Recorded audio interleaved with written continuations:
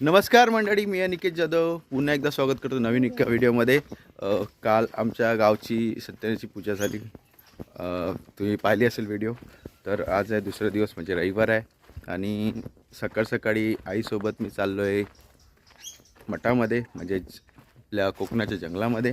आता प्रत्येक कोकणकर किंवा चाकरमानी येतो किंवा गावात काही लोक राहतात, तर प्रत्येकाच्या गावामध्ये जो जंगल असतो त्याला प्रत्येकाला काय ना काहीतरी नाव दिलेलं असतं.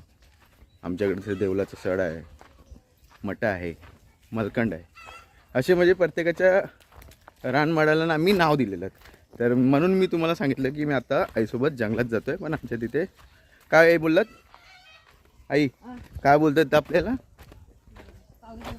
सावरीच्या मलेवर चाललो आहे, तिकडे आईसोबत जातो आहे. तर आजचा व्हिडिओ काही कंटेंट अशी काहीच नाही. तो दिवसभर जे काही चालेल ते मी जे शूट करेन. बघूया. आता आईसोबत चाललो आहे सावरीच्या मलेवर, तिकडे काय करेन ते तुम्हाला दाखवतो, बघा. आणि कालची व्हिडिओ आणि काल जो कीर्तन आणि लास्टला भजन जे झाले खूप छान होते. आणि माझी बॅटरी पण डाऊन झालेली होती, माझ्या मोबाईलची, माझी नाही, माझ्या मोबाईलची बॅटरी डाऊन झाली होती, त्याच्यामुळे मी काही शूट नाही केलं. आणि खूप छान होतं. स्वामी अवतार होते, कृष्ण अवतार होते, राम अवतार होते, शेवटला साईबाबांचा अवतारसुद्धा होतं. आणि ते प्रोग्राम होता, कार्यक्रम होता. मला वाटले 2च्या वर वाजलेत, आय थिंक 3 वाजले. सर्व कार्यक्रम म्हणजे फिनिश होता. जे हरिभजनाचे पाठ जे होते आय थिंक चालू झाले होते 5 वाजता, 5-5:30च्या आसपास.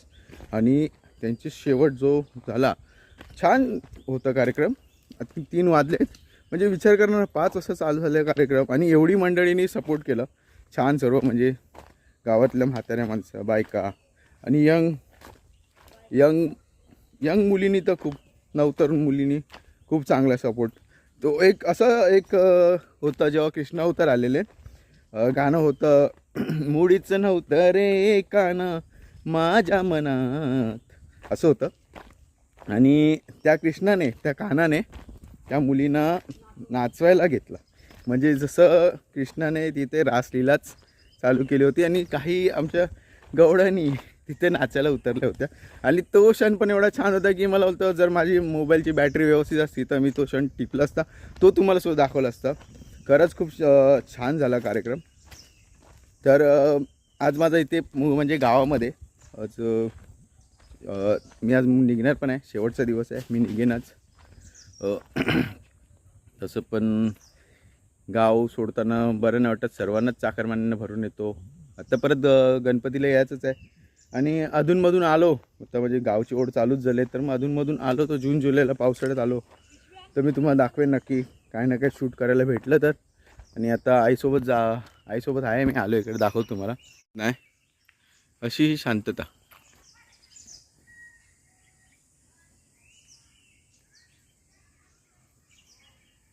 हे अनुभवायला ना गावीच यावं लागतं.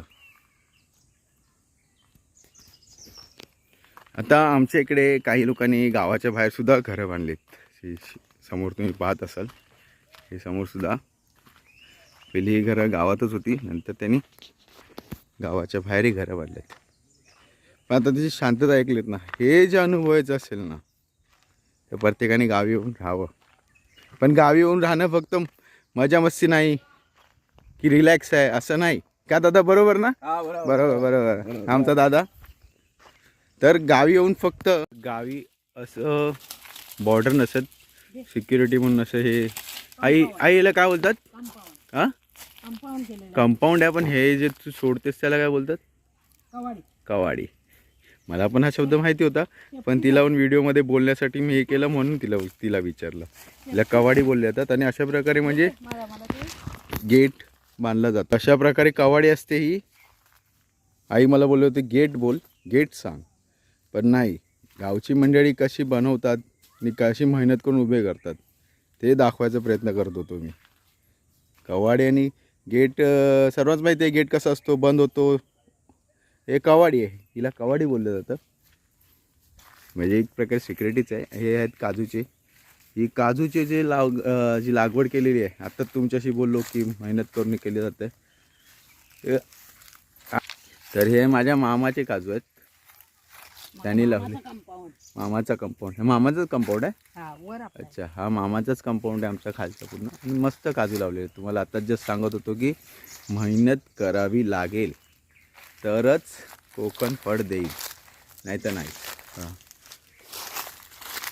तर काजूचे थोडे 1-2 मला वाटतं लागले असतील. आणि काजू मार्चमध्ये येतात. हे बघा, बघा हे दाखवण्याचा प्रयत्न. हे बघा, तर लागतील. म्हणजे ह्याचं काजूचं सीझन असं काय नाही की काजू फेब्रुवारी मार्च महिन्यात. अच्छा, आता संपत आला. अच्छा, बघा मी पण तेच बोलणार होतो, फेब्रुवारी मार्च ना. तर काजूचा सीझन असं काही नाही की आम्ही जेव्हा शिमग्याला येतो तेव्हा पण काजूंचे खूप असतात. काजूंची विक्रीसुद्धा केली जाते. काही काजूंच्या बिया विकल्या जातात किलोच्या हिशोबाने. काही मोठ्या मोठ्या फॅक्टरीवर दिले जातात. कोण अशाच ओल्या बियासुद्धा सेल्स करतात. तर तसं या मागे खूप मेहनत आहे. तुम्ही बोलाल की हां गेलो आणि काढले आणि विकलं, असं नाही. वर्षानुवर्ष या काजू आंब्यांच्या मागे जे आपले गावी म्हातारी माणसं या आपले आई वडील कोणी राहतात, त्यांची ही मेहनत आहे. त्यांनी ते 10-20 वर्षापूर्वी केलं म्हणून ते आपल्याला भेटतं आहे. आणि आता काही मंडळी करत असतील, नाही करत नाही असेल ना, सर्वच करत असतील. प्रत्येकाला आवड आहे, प्रत्येकजण येत असेल, करत असेल. माझं बोलण्याचं हेतू किंवा सांगण्याचा हेतू एवढाच आहे की आपण काही मंडळी बोलतो आमचं कोकण आहे, कोकणामध्ये खूप मजा येते. आपण मजा करायला नाही आलं पाहिजे. काही लोक बोलतात कोकणात येऊन पैसा पाणी नाही आहे, पैसा नाही आहे, कामधंदा नाही आहे. अरे कामधंदा आहे, कामधंदा नाही असं नाही, कामधंदा आहे. पण कामधंदा करण्यासाठी तुम्हाला ती मेहनत करावी लागेल, तुम्हाला ते शोधावं लागेल, तुमच्याच शेतात तुम्हाला राबावं लागेल. आणि आजच्या पिढीला ते राबता येत नाही. पहिल्या काळी शेतीविती होती, करत होते. आता पहिल्या काळी बैलं बिलं होती, गाई होती. आता नाही, आता ट्रॅक्टर आलेत, नवीन युग आहे, झेनझीचा जमाना. तर त्यांची अशी आहे की कम्प्युटरवर बसून काम करणं. आणि कधी कुठल्या टेन्शनमध्ये आले तर रिलॅक्स होण्यासाठी कोकणात फिरायला यावं, किनारपट्टी फिरणं, मच्छी खाणे. हां या, पण तुमची जर स्वतःची जमीन असेल ना, तुम्ही ती कसा मेहनत करा, तर ते तुमच्या पुढच्या पिढीला कोकण काय ते समजेल. नाही तर मायनिंगला विकतोय, याला विकतोय, मग ते भैये घुसणार ना कोकणात. बरोबरच आहे. आपण जर मेहनत नाही केली तर मग कोण येणार तिथे. ते मुंबईसारखंच झालं. म्हणजे म्हणा, मुंबई आपली होती आणि आता गुजरात्यांनी घेतली, असं झालं आहे. ते आपल्याच कोकणात आपण येऊन मेहनत केली तर तो कोकण आपला राहील. हे माझं सांगण्याचं हेतू आहे. आज बोलावं असं वाटलं, असं की मनात होतं. खूप जण ब्लॉगर व्हिडिओ बनवतात, कोकणबद्दल सांगतात, कोकणातले छोटे छोटे कंटेंट घेतात. पण काही लोकांची अशी इच्छा फक्त मजा करण्याच्या हेतूने कोकणामध्ये येतात. तसं नाही, तुमचं घर आहे कोकणात तर या, मेहनत करा, असंच सांगण्याचं हेतू आहे बस, बाकी काही नाही. तर बघूया दिवसभर कसे काय कंटेंट म्हणजे व्हिडिओ भेटत आहेत, कुठे जातो आहे कुठे नाही जात आहे. बनली तर कधी छोटी व्हिडिओ बनेली, पण याच्यामध्ये बोलणं जास्त आहे. कोणाला वाईट वाटलं तर माफी मागतो मनापासून. पण माझ्या मनात होतं ते मी तुम्हाला सांगण्याचा प्रयत्न केला की लोकांपर्यंत पोचावं, असं आहे. आता चाकरमानी जातील 12-15 आणि परत आता गणपतीला येण्याची ओढ, असं आहे. तर काही लोक येत असेल कारण त्यांची बाग आहेत, आंब्यांचे हे आहेत, सर्वजण येत असतात. तर मी पण सुद्धा आता आईसोबत आलो आहे, खाली इकडे आहेच. तर छान वाटतं आहे. पण आता आज जायचं मन आहे, पण मी पण येऊन जाऊन करतो आहे. काल पूजेला आलो होतो, परत पूजेवरून आज परत निघतो 1-2 दिवसानंतर. कारण आम्हाला सुट्टी नाही. काय बोलायचं, इच्छा आहे गावी राहायची, मन आहे गावी राहायचं, पण दोन्ही बाजू बघावं लागतात ना, त्याच्यामुळे मग ते जावं लागते. नाही तर इथे राहून पण खूप काय करू शकतो माणूस, असं आहे. ठीक आहे, चालेल. बघत राहा दिवसभर काय कसं व्हिडिओ बनतो.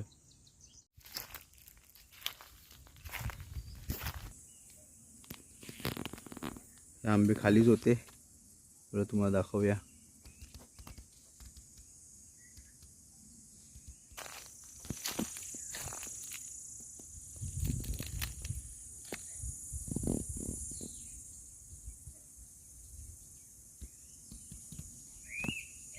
याला कलमाचं झाड बोलतात. हे कलमाचं झाड आहे.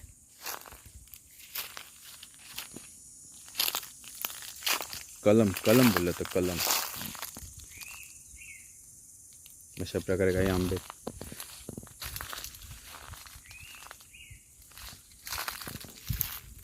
आंबे दाखवण्यापेक्षा ना खाण्यामध्ये जी मजा आहे ती खूपच. काही जणांना आमरस आवडतो, काही जण आंब्यांची उसळीसुद्धा केली जाते, गोड आंब्यांची किंवा कैरी असते त्याची. कैरी आणि गोड आंब्यांची उसळी, हा तोंडाला पाणी सुटलं. खरंच खूप छान लागतात. आणि आंब्यांचा सीझन बोलला तर एप्रिल मे महिना, मेच्या आसपासचे एंडिंग तर आंबे म्हणजे नाहीच, फिनिशच होऊन जातात. एप्रिलच्या आसपास चांगल्या आंब्याची क्वालिटी चांगली भेटते. आणि आता मी जस्ट एक इन्फो काढली, चढ माहिती काढली. त्या माहितीमध्ये असं कळलं की आंब्यांचे जर ते मस्त, काही लोकांना माहितीसुद्धा असेल, पण तुमच्या माहितीकरता किंवा मला जे माहिती पडलं ते मी तुम्हाला सांगण्याचा प्रयत्न करतो आहे की आंबे जर डागाळलेले या चिकटलेले असेल तर समोरची पार्टी घेत नाही. आंबे मेन देठापासूनच कट करून व्यवस्थित पॅक करून समोरच्या पार्टीला दिलं तर ते ॲक्सेप्ट करतात. तर असं काही आहे. म्हणजे जर आपण बिझनेससुद्धा आंब्यांचं कोणी करत असेल तर त्याच्यामध्ये सुद्धा रूल्स रेग्युलेशन किंवा नियम आहेत असे की आंबा मेन देठापासूनच आला पाहिजे. ते झेल्याने काढतात आणि थोडे डागालेले नको, किंवा त्यांच्यावर चीकसुद्धा असतो, तो चीकसुद्धा असा असेल पडलेला तरी ते पार्टी ॲक्सेप्ट करत नाही. तर त्यांना आंबा नीट व्यवस्थित क्लीन पाहिजे.